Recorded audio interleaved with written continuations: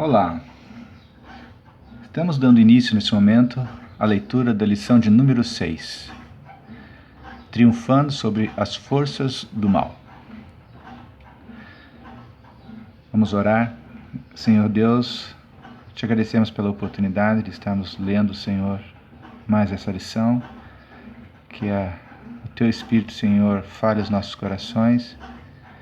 Nós te damos liberdade de gerar mudanças em nós, é o que nós queremos, Senhor. Por isso, abençoe esse tempo e que Teu Espírito tenha liberdade, Senhor, de falar, de curar, de nos libertar, de nos curar, Senhor, de tudo aquilo que precisamos ser, ó Deus, curados e libertos. Em nome de Jesus. Amém. Durante a Guerra da Independência nos Estados Unidos, era fácil aos patriotas reconhecerem os soldados ingleses, porque estes utilizavam uniformes coloridos. No entanto, em um combate de guerrilha, é muito mais difícil localizarmos o inimigo. No ano 2000, enquanto eu estava ministrando um curso na cidade de Bogotá, Colômbia, vários alunos me procuraram após a aula para compartilhar comigo sobre o medo, o temor quanto à segurança deles. Os guerrilheiros terroristas que haviam se infiltrado na sociedade pareciam como outro cidadão qualquer. Ninguém sabia ao certo se o policial, o balconista ou o funcionário público não poderia ser um terrorista. Algumas vezes, não estamos cientes em relação ao nosso inimigo. Os cristãos, eles se deparam com 3 inimigos principais que frequentemente passam desapercebidos ou despercebidos. Então vamos pegar o nosso caderno, vamos escrever lição número 6, triunfando sobre as forças do mal. Lição de número 6, triunfando sobre as forças do mal. Agora pule 2 linhas e escreva o seguinte: os cristãos enfrentam 3 inimigos principais. Os cristãos enfrentam 3 inimigos principais. 2 pontos, pule uma linha e escreva: primeiro, Satanás e suas forças demoníacas. Satanás e suas forças demoníacas. Segundo, pule outra linha e escreva 2. Segundo inimigo, o mundo. Então o primeiro inimigo é Satanás e suas forças demoníacas. O segundo inimigo é o mundo. Aqui no nosso estudo fala o mundo, o sistema ao nosso redor que se opõe a Deus. Por exemplo, materialismo, poder. Então é a cultura do mundo, né? Os costumes do mundo, é o mundo de modo geral, o mundanismo. Então, o mundo é o segundo inimigo. Pule uma outra linha e escreva 3, que é o terceiro inimigo. Escreva os desejos malignos da nossa carne, ou seja, da nossa natureza pecaminosa. Então escreva lá, os desejos malignos da nossa natureza pecadora. Repetindo, os desejos malignos da nossa natureza pecadora.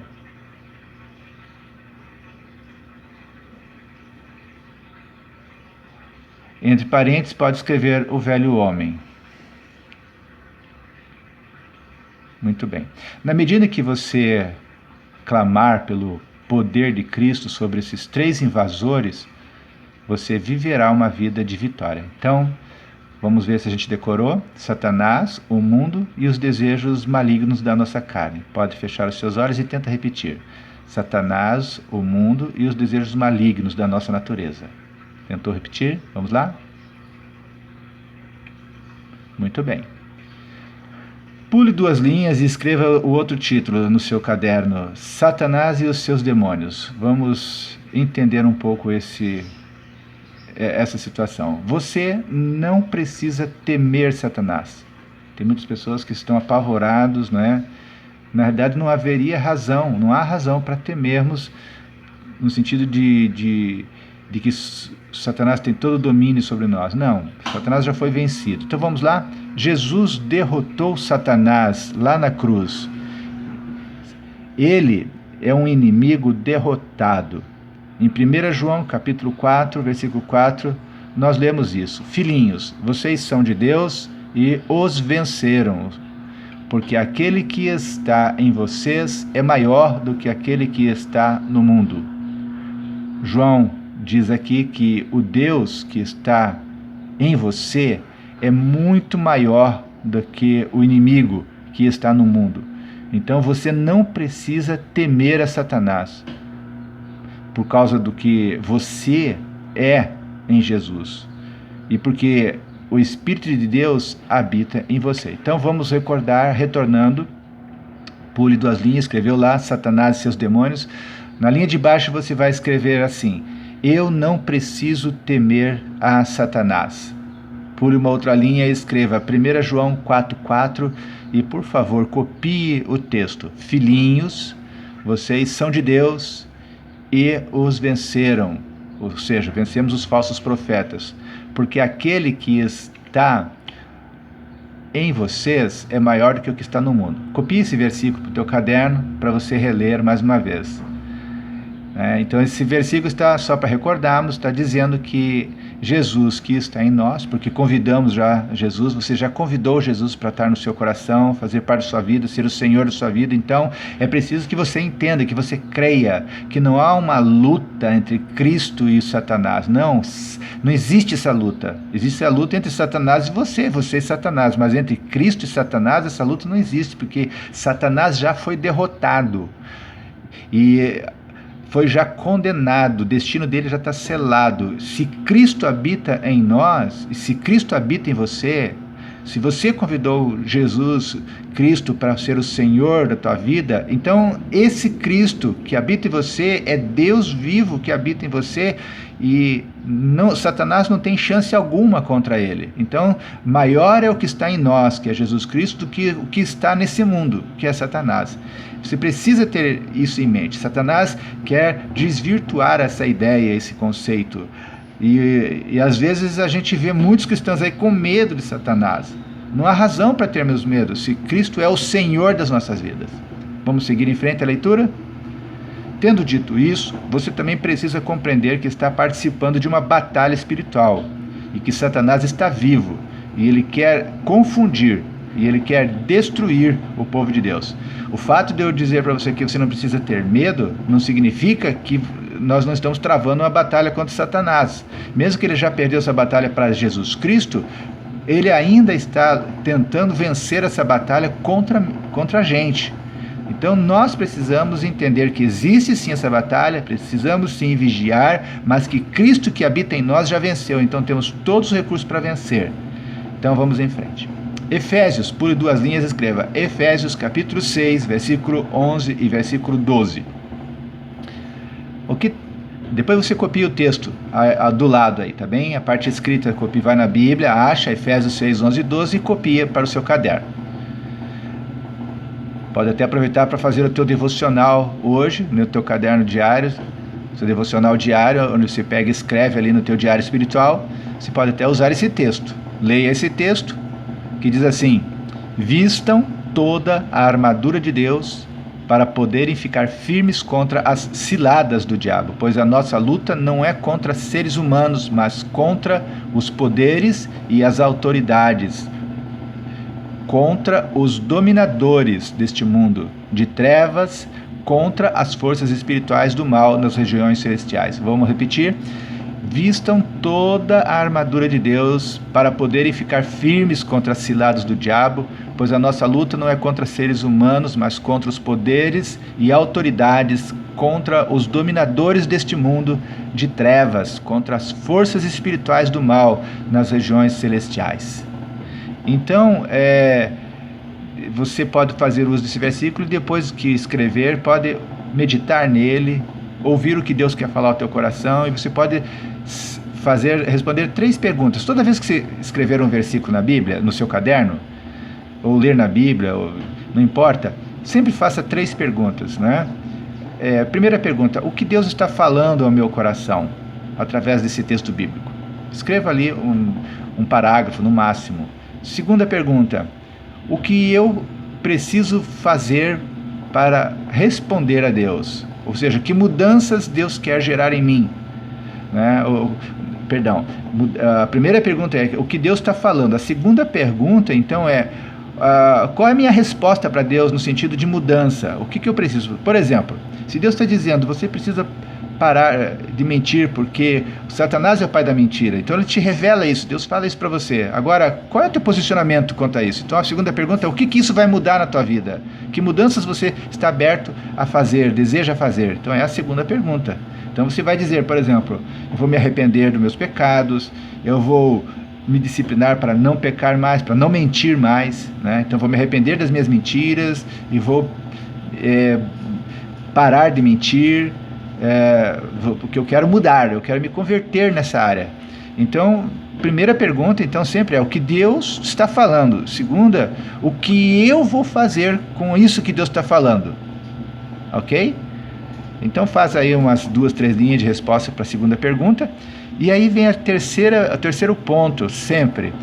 É uma oração. Você vai abrir um espaço ali e vai escrever uma oração de 2, 3 linhas, né? Por exemplo: Pai amado, me perdoe por essa situação. Eu reconheço que tenho pecado toda vez que eu minto, e o Satanás é o pai da mentira, e eu te peço ajuda porque eu não tenho conseguido, tem sido um hábito, mas eu quero mudanças.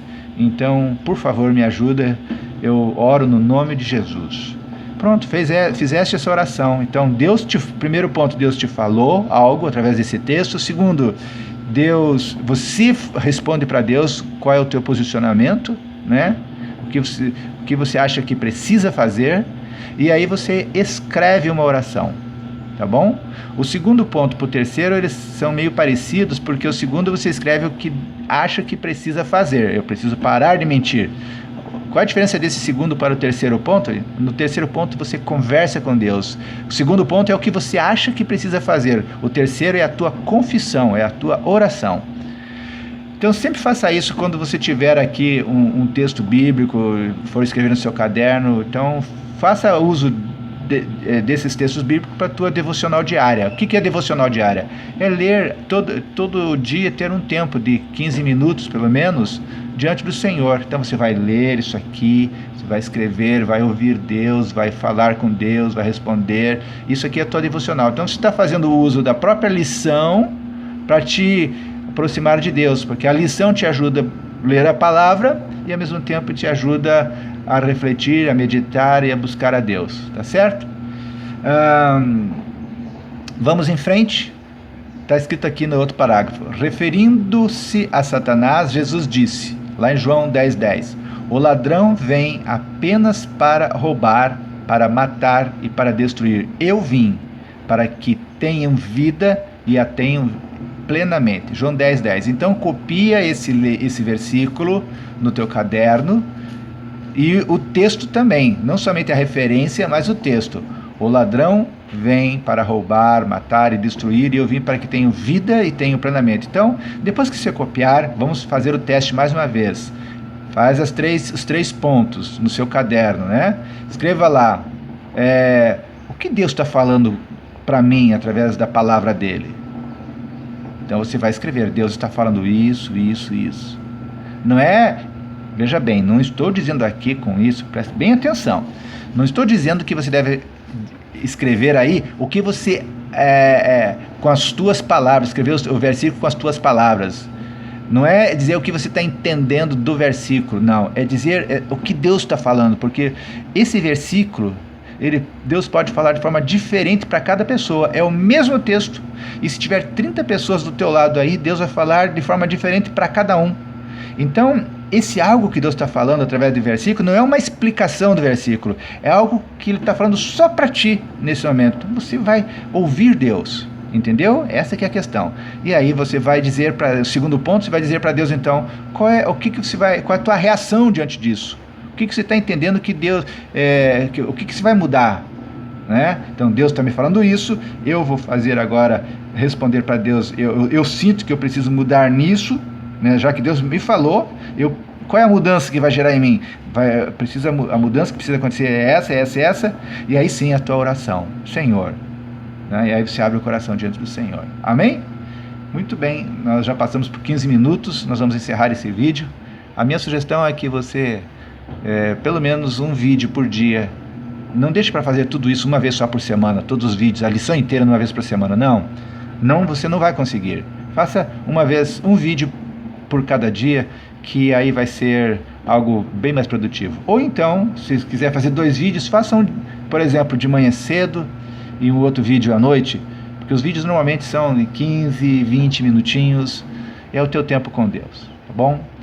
Pai amado, nós te agradecemos por esse tempo, continue, Senhor, limpando a nossa mente, para que a gente possa não esquecer de que Satanás já foi derrotado por Cristo, e Cristo que habita em nós é maior do que Satanás que habita nesse mundo.